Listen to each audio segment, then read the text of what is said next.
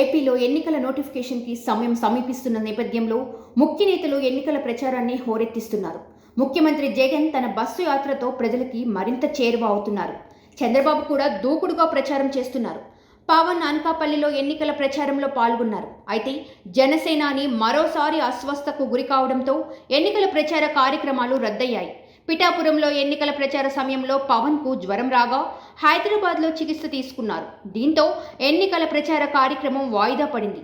ఆ తర్వాత గాజువాకలో జరిగిన ఎన్నికల ప్రచారంలో పవన్ పాల్గొన్నారు. జనసేన అభ్యర్థిగా కొణతాల, ఎంపీ అభ్యర్థిగా సీఎం రమేష్కు మద్దతుగా నిలవాలని ప్రజలను అభ్యర్థించారు. ఆ సమయంలోనే పవన్ ఆరోగ్యపరంగా కొంత ఇబ్బంది పడ్డారు.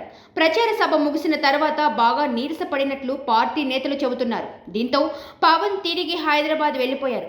వైద్యుల సూచన మేరకు విశ్రాంతి తీసుకోవాలని నిర్ణయించారు. పవన్ అస్వస్థత కారణంగా ఈ రోజు యలమంచిలో జరగాల్సిన ప్రచార కార్యక్రమం రద్దయింది. ఉగాది రోజున పవన్ పిఠాపురంలో ఉండాలని తొలుత నిర్ణయించారు. అదేవిధంగా 9, 10 తేదీల్లో టీడీపీ అధినేత చంద్రబాబుతో కలిసి ఉభయ గోదావరి జిల్లాల్లోని ప్రచారానికి ప్లాన్ చేశారు. ఆ తర్వాత నాదెండ్ల మనోహర్కు మద్దతుగా ప్రచారానికి పవన్ షెడ్యూల్ ఫిక్స్ అయింది.